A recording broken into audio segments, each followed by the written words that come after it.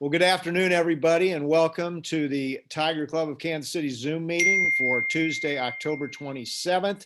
We are really excited today to have former Mizzou letterman, former head coach at Northwestern in Colorado, Gary Barnett, as our speaker. Before we get started, I'd like to remind everybody to keep themselves muted. If you'd like to ask a question, use the chat feature at the bottom of the Zoom screen, and then we'll get to our questions after we visit with Gary for a while. I'd like to give a shout out to Paul Blackman, who, as always, has done a great job, along with Barry Canner, in getting our guests this year under very trying circumstances. So, Paul, thank you very much. And also Darren Wydick for being the host on all our Zoom calls so far. So let's get to our guest. Gary, welcome. It's great to see you, if not in person at the flea market. It's great to have you on the Zoom call. Well, thanks very much, Mark. Always look forward to doing this. Sorry we couldn't do it there, but like everybody else in the world, we're just adjusting, improvising and adjusting, and that's just fine. This works. Well, as you can imagine, we're feeling pretty good about the direction of the Mizzou program. I thought it was a very impressive win against Kentucky on Saturday. The Tigers really controlled the line of scrimmage and played old school ball, basically running down their throats for the entire game. Yeah, it was, I got a chance to watch the game and a chance to record it, and I've actually seen it a couple times since. Missouri right now, what they do is they just eat up chunks. It's amazing what they're doing on third and fourth down now.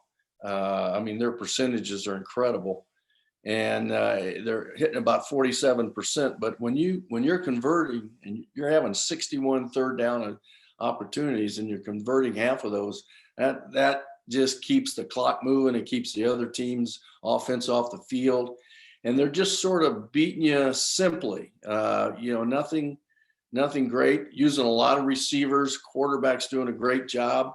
No great big numbers, impressive numbers, but impressive wins, I think. And even the game, I think, that I saw against Alabama in the second half, it looked like they were a team that just wouldn't go away no matter what. And they've sort of played that way the last two games.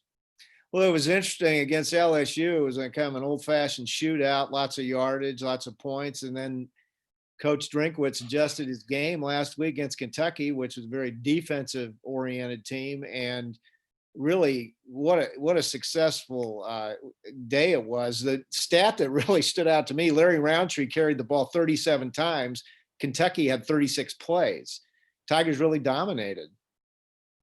Yeah, they really did. They've got a nice combination of the passing game and both backs. I think Beatty and Roundtree are doing a nice job for them. And, they need to keep those guys healthy because that just seems to be their game. They're just going to, they're going to possess the ball. They're going to convert. I think in the second half, that drive in the second half, they had 3 third down conversions and 3 fourth down conversions.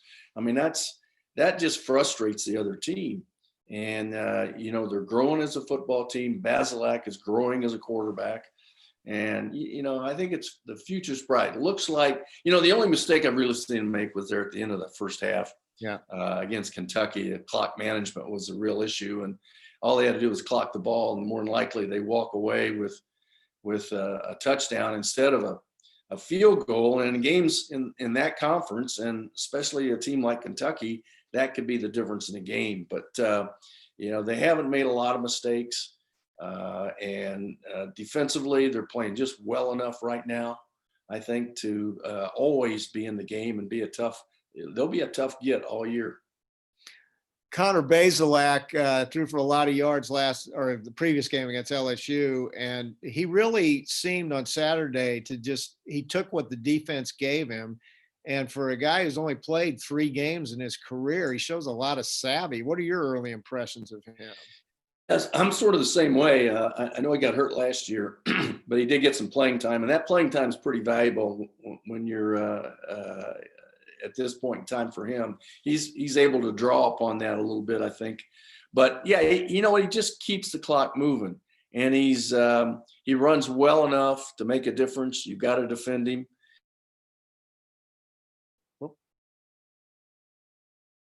Did we lose him? We have lost Gary Barnett. This happened before in our tune-up here, so he'll call back in, and I will make sure we get him added right back in. Mark. Well, we're waiting for him. Like to remind everybody, the Kansas City or the Mizzou Alumni Chapter in Kansas City will have a virtual Tiger tailgate this Saturday. And if you want to register and participate, you can go to their Facebook page. Go to Facebook and search Mizzou Alumni in Kansas City. That will be a virtual tailgate and auction this Saturday. Also want to point out Missouri volleyball is ranked 9th in the nation, came off wins against Alabama this weekend, and they will be playing Kentucky. I think it's on Thursday night. Kentucky's ranked 3rd in the nation, so good start for the Tiger volleyball. And we have Gary back. All right. We may have this happen a couple times. That's twice it's gone out, so we'll do our best. I just told a few jokes while you were gone and kept them okay. So anyway, back to Connor Bazelak. He's really seems to be handling that offense well. Yeah, and like I was trying to say there, I think the experience he got last year really helps him. Play calling seems to help him, but the other thing that helps is he's got a really balanced group of receivers to help him. I mean, and he disperses that ball very evenly, either by design or just the way he happens to read things out of the offense. But a lot of guys are getting involved. He's involving all of his receivers. They're a nice mix right now, I think. A couple of other guys I want to highlight. Tigers, Case Cook was the SEC Offensive Lineman of the Week. And then Nick Bolton was the SEC Defensive Player of the Week. Last week, he was the National Defensive Player of the Week. This guy is playing like a first-team All-American. He is all over the field. What are your thoughts on him? Yeah, he really is. He jumps out at you. If you turn the sound down and just watch the game, he really does jump out to you when they're on defense. And he makes great plays, not just plays, but he makes great plays. And, especially the one he made a week ago or 2 weeks ago against LSU was a spectacular play. Yeah. So, no, they're solid, and I think they're tackling decently. I think that's one of the tough things that's happening in college football right now is people aren't able to tackle for a number of reasons, but the Missouri secondary seems to be doing a pretty good job of getting people to the ground. Of course, we've never had a year like this one. As a former coach, how would you approach a season like this? Have you had a chance to talk to any coaches about anything they're doing? Obviously, it's completely off the charts from what we've had in the past. It is off the charts, but, in the coaching business, the phrase that you hear from the time you get into it is improvise and adjust. Everything happens in a game. So many things happen in a game that you weren't prepared for, and you have to adjust to it. So it's sort of your way of life a little bit. And it looks daunting from a distance like you and I are at this point in time. But when you're in the middle of it every day and your whole way of doing things is improvising and adjusting. And when you think of every play in a game, you got 25 seconds to make a decision. And so you have to think it out ahead of time so that it's easier to go to that decision. But, I think in some ways it's easier for coaches to adjust than others who aren't in a situation where everything every day is some sort of an adjustment. So, and I think that for me, I look at it, I go, man, I don't know how these guys are doing it. But like I said, if you're in it every day, you're just becoming constantly aware of moving from this thing to that thing, to having to adjust, to practice and not practice and testing, doing all these sort of things. I think it's as hard for athletic directors and support staff to do that as well. The Tigers will play in Florida this weekend. Very unique situation there. The Gators haven't played in 3 weeks. And they've had an outbreak of COVID. I know Dan Mullen wanted 90,000 people in the stadium but that's not going to happen. But your thoughts on Florida and having not played for 3 weeks, how's that going to affect them? Well, you don't know at this point in time. And the thing you don't know as well is who's going to play. because they're probably not releasing that. I know, for example, last week, Minnesota plays Michigan. And the night before, both their place kicker, their punter, and 4 offensive linemen come down with COVID. But nobody knows that, and they don't announce that because you don't have rules where you have to do that. You do in the NFL, but you don't in college. So you have no idea who's going to play for Florida at this point in time. You just have to assume they're all going to play. And so, this is an interesting game. And Florida has put a lot of points on the board, but they've also allowed a lot of points. This is a team with 14 touchdown passes. It's sort of one-dimensional. It's a throwing team. Averages 120 yards rushing, which is okay, but it's sort of indicative that this team likes to throw the football. And I think for Missouri, the test is going to be secondary and whether he can get a pass rush on Kyle Trask, because he's a heck of a player.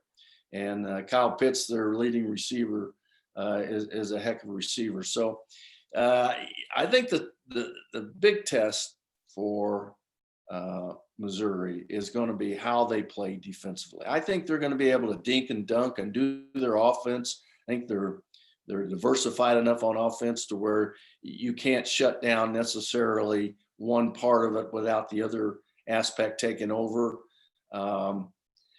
So I think offensively they're going to be okay. I worry about them. My concern would be defensively is how you hold up. And, it used to be these away games were tough gets because there was a severe road disadvantage, the home team advantage. And now that's not necessarily true. You don't have the same kind of crowds. Now there will be a crowd down there.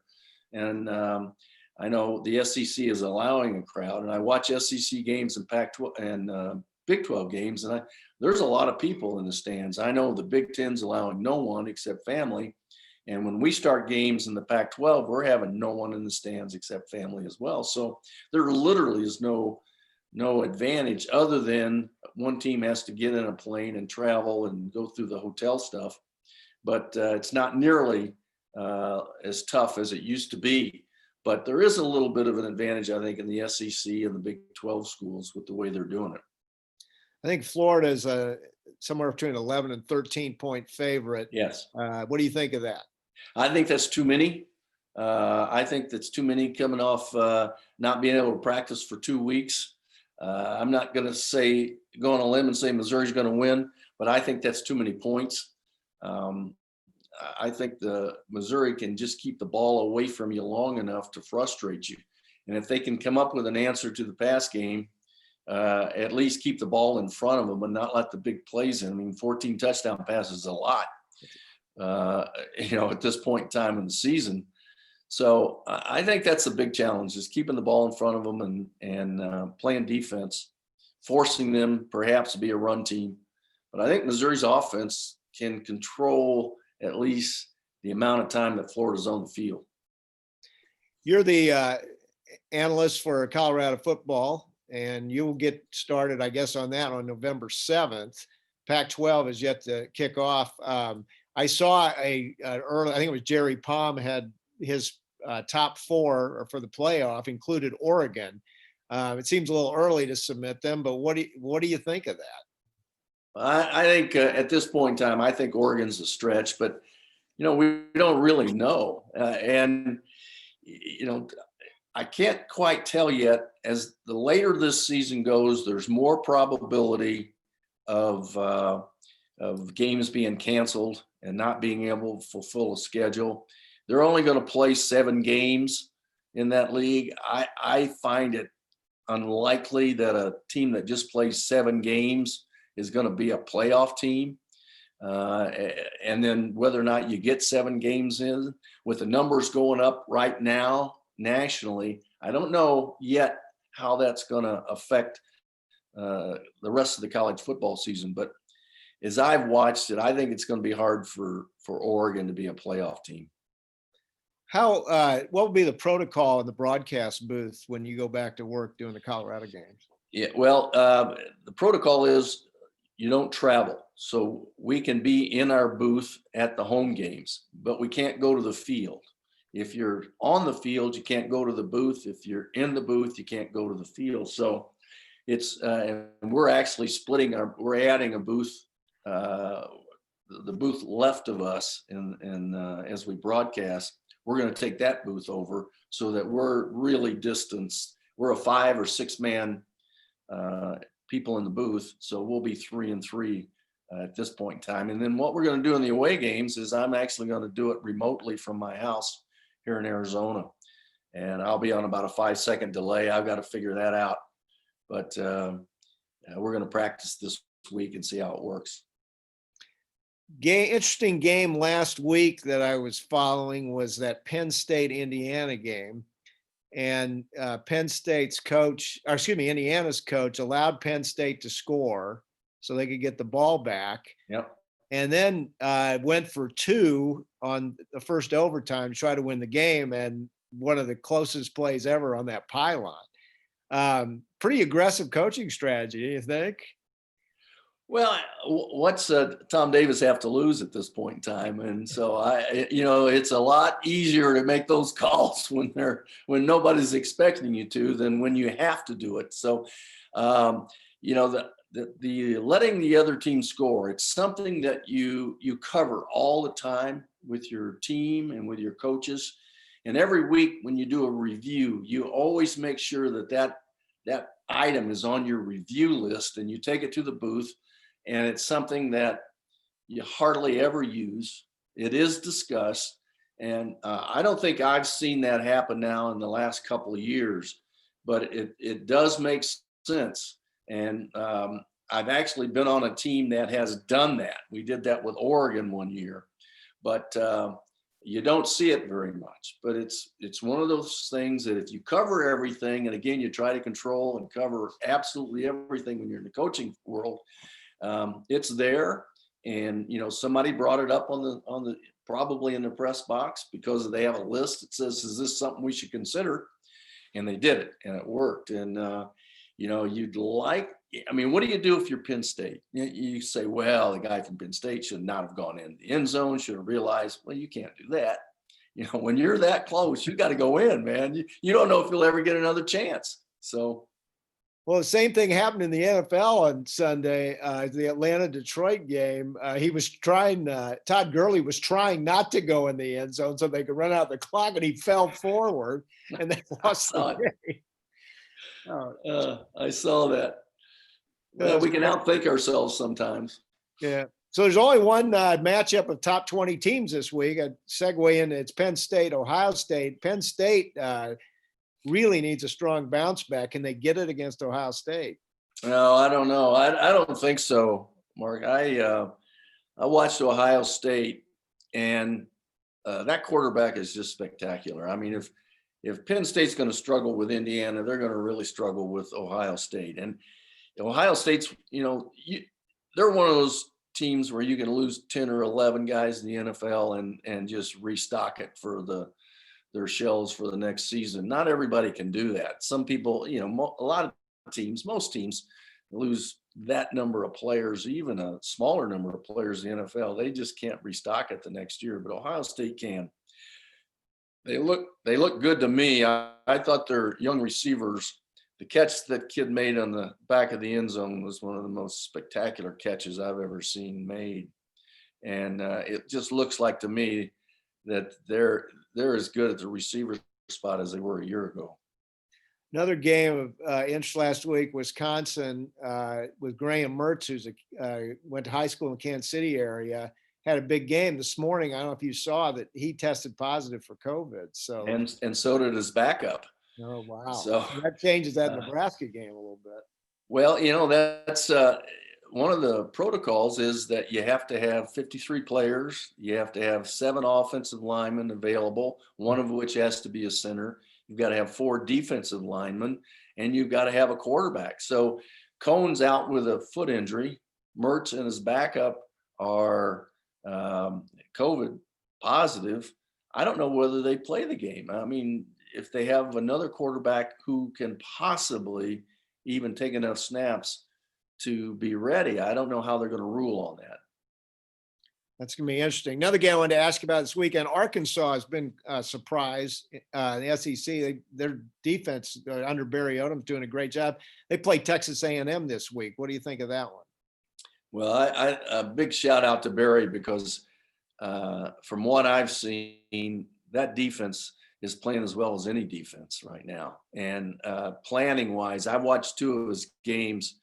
I got to know Barry fairly well and really respect and appreciate him. And I was interested in watching him. But I think he's done a great job down there with a program and a defense that has not played at that kind of level for a long time. So the combination of players and the combination of the game planning that I think Barry's done has really been remarkable. They got a tough test this week. I think they're 11.5-point underdogs against A&M. A&M is one of those teams that I don't know whether they're really good or they're just sometimes really good.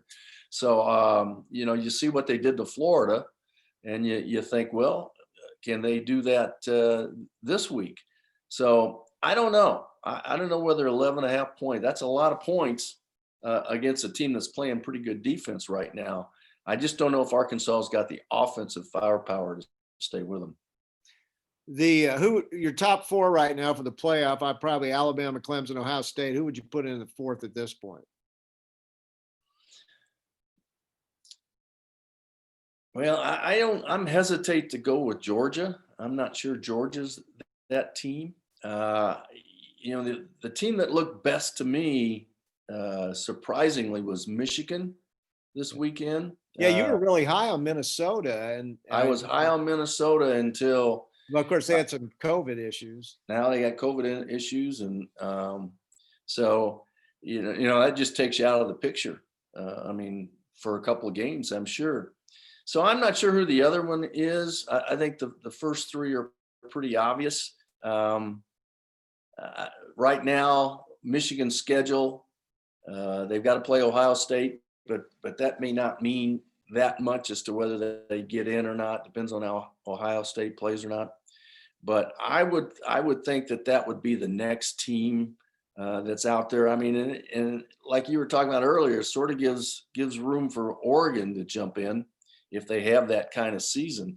I just don't know if they're going to play that kind of schedule that will get them in, because they're only playing the North Division, which is Washington State, Oregon State, Stanford, and Cal. They'd have to play crossover with SC or Arizona State, I think, to get that kind of credibility. But we'll see. So I think right now that I would look at maybe Notre Dame even, but for sure look at Michigan at this point in time. How about your Heisman choice at this point? I haven't seen a better player than Trevor Lawrence. He's really, when I watch him play, he's a cut above everybody that I've seen since Andrew Luck. Andrew Luck's the last quarterback I've seen that was really flat out ready for the NFL. Trevor Lawrence appears to be that same kind of player. Again, and we'll have questions coming up for Gary in just a few minutes. So if you'd like to go to the chat feature, we have a few lined up. Gary, Colorado will be starting. I'm just curious. Colorado's got a new coach. What do you think of the Buffaloes this season? Well, no matter whether we had COVID or we didn't, it was going to be a struggle for them because they lost a quarterback that was a 4-year starter. They lost a lot of production. A kid that's doing really well in the NFL. He's once in a lifetime kind of player, and Laviska Shenault, and 2 other really good receivers. So they're going to struggle a little bit, but I think in another year they're going to be pretty good once they figure out the quarterback position. They were going to struggle no matter what. I think if they're playing a 7-game schedule, I think 3 games for them right now, people would be happy with, knowing that they are going to grow and be a pretty good team the next year. So we'll have to wait and see. But defensively, at least up front and the linebacker spot, they're pretty solid. They're good at running back. The secondary is their biggest issue right now. Outside of missing calling games today, and how has the pandemic changed your life and your daily routine? Well, we're very careful. And fortunately, I have a passion for golf, and the pandemic lets you get outside. So my daily schedule hasn't changed a whole lot, especially when you've got everything. I get all the CU practices on tape, so I can watch every practice and keep myself up with that. Normally, I would go to practice, so I'm not missing much there. So other than that, it hasn't affected a whole lot, other than I get to play more average golf. Well, you sure know your football all around the country, and we appreciate it. We're going to go some questions now. First one from Paul Blackman. Gary, are those MU wall plaques there all the time or just for today's meeting? All the time. Yep. That's our 68 team Gator Bowl picture. That team that beat Alabama very handily. So what do you remember? What do you remember about that game? I remember Bear Bryant was stunned. I was just a kid watching it. Well, what I remember most is I think we threw 4 passes in the game, 2 to them and 2 to us. And Terry had a tough game. We didn't throw it at all, but we didn't have to. We had Harrison and Cook and Joe Moore, and we just ran it right down their throat. And I can remember going in those days when you had a bowl, you also had a big banquet afterwards. And I can remember waiting to go into the banquet room, and all the service people had to go and exchange the red napkins, which they already had on the table, and put black napkins down because they assumed that Alabama was going to win the game. So, I didn't Alabama have like negative yardage that game, or just some? I believe so. Yeah. We really handled them. That was great. Okay, we got another comment on your decor. What is the Gary Barnett Award behind you? Oh, you know what? You guys can see that, huh? Yeah. That is my last year at Colorado. My staff and all of our coaches and all of our people in our department put together this award and presented it to me. And then on occasion, it's not given out every year in Colorado, just on occasion to someone who they think deserves it. So that's what it is. All right. And then follow up on that. Is that Mickey Mouse or a Jayhawk dressed up for Halloween? That's Mickey Mouse from the Rose Bowl. When we went to the Rose Bowl in '95 with the at Northwestern, that was one of our little favors that we got. So that was quite a season for you. When you went into that season, did you imagine how successful that would be? Did you really feel like that you had the team that you did? No, we weren't sure, but it had been 40 some odd years since we'd been to a bowl game. And so we were relatively sure, just based on how we'd recruited and how hard we played, how close we were the year before, that we were going to finally be able to get into a bowl cycle, that we were going to win enough games to go to a bowl, which there was no one at the university, Northwestern University, in the athletic department, who had ever been to a bowl. And so we sort of had to walk them through what it was like. So we thought we had enough good players and we could play well enough to win 6 games and get to a bowl. But after we opened up and beat Notre Dame at Notre Dame, and then when we beat Michigan at Michigan, then I think we started thinking we could be more than just a bowl team, that we really might be able to run this table. And it was, as we kept going on, we kept getting better and better. And it just finally, when we finished the season, we were playing as well as anybody. I think we were ranked 3rd in the country, and we had we were leading the nation in punt returns. We had the best turnover margin in the country and the best scoring defense in the country. When you got those 3 things together in one team, you got a heck of a team. Well, I thought that was one of the great coaching jobs of the last half century. It was something to watch. So, all right, question. Can anyone beat Alabama, and how much will losing their All-American wide receiver hurt them? Yeah, I think there's a number of teams can beat Alabama. I think they've proven that, Lane Kiffin and Ole Miss proved that they're not the defensive team they've been. And I think Missouri, in the second half did sort of the same thing. They stood toe to toe with them in the second half. So yeah, I think Clemson can beat them. I think Ohio State would have a chance at beating them. I'm not sure anybody else can, but I'm pretty sure Clemson right now could beat them. Losing that receiver, he's really a great player, and they're going to miss his production. But fortunately, they're at Alabama, and they can restock. They may not restock with him, with Waddle, but they may restock with somebody close who maybe they thought they were going to wait till next year to showcase. So more than likely, it's not going to slow them down much, but I do think they can be beaten. Question: do you think the pandemic and resulting budget issues are going to reduce the amount of coaching changes we have over the next couple of years? That's an interesting question. I think yes. I think if you're talking about football coaching changes, yes, I think there'll be more than likely, unless a coach just absolutely drops the ball this year with his team and doesn't do a good job of managing through this tough situation. I don't think there's going to be a lot of coaches lose their jobs because of this season. I do think that over the next couple of years, though, if things can't get right, if they can't get to where they can get people into the stadium, then I think that we've got problems. I think we certainly have problems for all the non-revenue sports, like it or not. I don't know how they exist. I mean, you can't drop $50 or $60 million more than 1 year and survive. I'm not sure that some people will survive this anyway.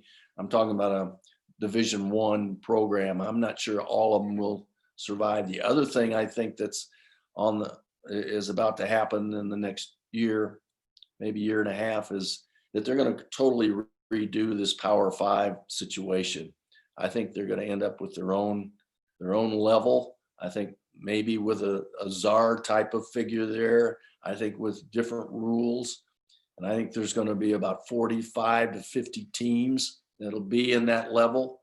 And I think those teams that are in Power 5 conferences now that aren't stepping up and performing, whether it's financially or athletically, I think those teams may be left out. Another question: do you feel the coaches' salaries are getting a little out of hand? If so, what can be done about it? Absolutely. They've been getting out of hand for a number of years now. And I think this pandemic is going to correct some of that.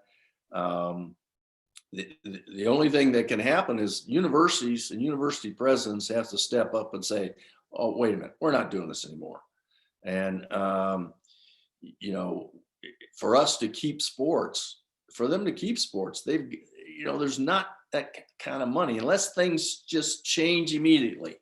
They change immediately, and all of a sudden we can put people back in the stands and things can get back to what it used to be. We're all going to make some adjustments, and I think coaches' salaries are going to be one of them, because just universities and university presidents have got to come to their senses about this sort of thing. Do you see any rule changes or off the field number of scholarships when all this is finished, this pandemic, there'll be any permanent changes in how the game's played? Well, I don't know that we know what all these changes are going to be. I'd certainly say that scholarships would be one of those things. Again, it all comes down to how soon and if universities can get back to having the same revenue in football and basketball, if they have revenue. A lot of them don't have revenue. How soon they can get back to what it was. Because, I know in Colorado's case, borrowing $27 million from the Pac-12, well, you can't do that. I mean, I don't know how you survive 1 year of it, but I certainly don't know how you survive 2 years of it or 3 years of it. So if this thing were to continue. The other thing that is a little bit crazy is that, if you do without something for a year, as this pandemic has proven, you know what? You may find you don't really need it.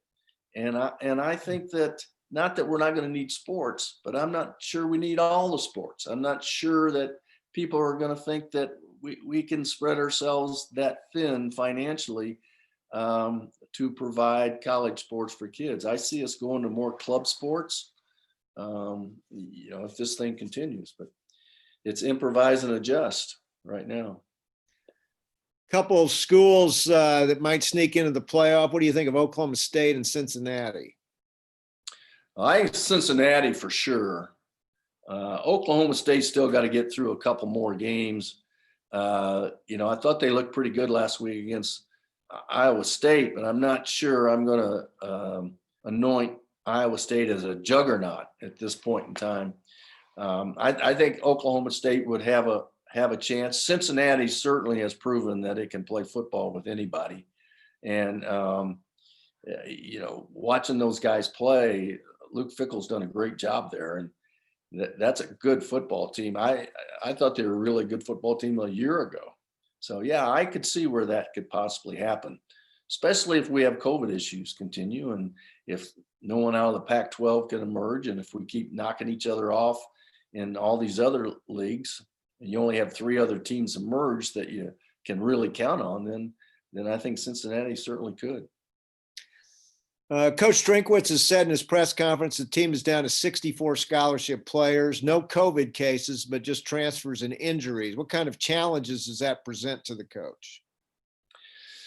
Well, 64 is pretty low, but I think most people deal with about 75. I think you're allowed 85, but in reality, what you really end up with is somewhere between 75, let's say 73 and 80 is what most teams have. So it is a bit of an adjustment, but it's not that much more of an adjustment than everybody else has to make. It still doesn't include walk-ons. So you're still able to practice with most of these teams are carrying 20, 25 walk-ons. So you may only have 63 scholarship players available, but you have another 25 at least to help you through practice and to do some, give you some assistance that way. But 63 is getting down there to where it's a bit of a concern, or 64, whatever it was. A fallout from COVID is the conferences are playing almost entirely conference games. Teams can't schedule the sure-win cream puffs, but the conference-only schedule makes for more exciting matchups. Should that continue after the pandemic, more conference games? Well, I think that's absolutely one of the byproducts of this pandemic is that we may see more of that, may see more regional games. Because I think that's right. I think, and that's why I sort of like that. I mean, I think that Power 5 level is going to happen in this because I think people want to see better teams play, and they want to see their team play better teams. So I think this could, and it's going to really hurt the lower level teams, Mark. I mean, those people depend on those games. That's what's going to happen. I think the pandemic in many ways, and like the rest, everybody else, there's teams that are doing really well, and then there's a bunch of people that aren't doing well. And I think that's happening in life too. So I can see that happening. California and Colorado were the first states to consider legislation to allow college student athletes to be compensated. California passed the first law. What did Colorado end up doing? Colorado passed the law as well, but if there's major issues with all that, and I think the pandemic has complicated all of that because just being able to put the resources towards figuring out how that's all going to happen. I think that's going to take a back seat here for about a year before they finally figure it out. The only way the NCAA can legislate and enforce this rule is if there is one big rule, one big national mandate. They can't adjust to each different state's different standards for what it should be. They can't have 50 different standards for it. So until there's one national mandate, it's really difficult for NCAA to get their arms around any of this and find out a way to enforce it. One of the things that's going to complicate all this is Colorado also just became the second or third team to have as a sponsor the PointsBet program. So Colorado, University of Colorado will actually receive $30 per student who signs up to participate in the online betting. You know, to me, that opens up a can of worms but that's unbelievable. But what it shows you is how strapped these institutions are for money, the athletic institutions, part of the institutions, because, you know, they'll go get $17 million from PointsBet just to supplement the $27 million they've had to borrow. So that, you know, everybody's doing what they can to find some money to keep programs alive, but what lines are you crossing to do it? All right, here's an interesting question. Are Denver fans getting tired of the Broncos losing to the Chiefs? And is Drew Lock the answer in Denver? The answer, the first part of that is yes. So much so that they're reconstructing their team to where it looks like the Chiefs is what they're trying to do. They've gone to speed at the receiver spots, little guys running all over the place. They still got to find a quarterback. I don't know that Drew Lock's the answer at this point in time. He's certainly not Patrick Mahomes, and he's not the kid from Arizona, and he's not Russell Wilson, which is the way it appears that you've got to go to make a difference in the NFL right now. Well, I hope he does well, except against the Chiefs. He's a great young man, and everybody's a big fan of his, I think. So last question. What's the future of the NCAA? Well, Jim Whitaker asked that question. And, you know, here's what isn't understood by a lot of people. The NCAA has no control over any of the scheduling, any of the TV markets, any of that from college football. Since 1984, that's all changed. So they get all their money. It's run entirely by the money from the basketball tournament. So first thing they got to do is they get the basketball tournament back, because if they don't, then the NCAA won't have the money to run itself or to run the other institutions. I think that question ties into a little bit of what I was saying about there being a higher level of college football being formed. I don't know what you want to call it, a super conference maybe of 50 teams. The NCAA is not going to get control of the monies from football. And so it's still only going to be some sort of a reinforcement figure out there. If they go to this, you know, next level super conference, then I think they'll have even less control. So right now the NCAA is trying to enforce what presidents want, but they're not controlling anything in football, and they've got to have success, and they've got to get the basketball tournament back, or they're really in trouble. Gary, thank you. It's fair to say we live in interesting times, and we really appreciate you taking the time to join us. You're always a great, very informative guest, and hopefully we'll see you next year here back at the flea market. Hopefully we can do that. Thanks, Mark. Good to be with everybody. All right, folks, our guest next week will be Vahe Gregorian from the Kansas City Star, and then in 2 weeks we'll have the Tigers radio analyst Howard Richards as our speaker. So look forward to both of those. Gary, you did set the record for most Zoom participants today, so congratulations. And we'll send you. Can I get a trophy for that and put it on the wall? We'll put it up there so we can see it next time. So, hey, folks, this will be rebroadcast on YouTube, our YouTube channel, and please spread the word about these calls. And we want to try to get more members into the club. All our proceeds go to support the Tiger Scholarship Fund. Thanks for joining us today. For more information on future speakers, membership, and other activities, check us out at kctigerclub.com. Have a great day, everyone.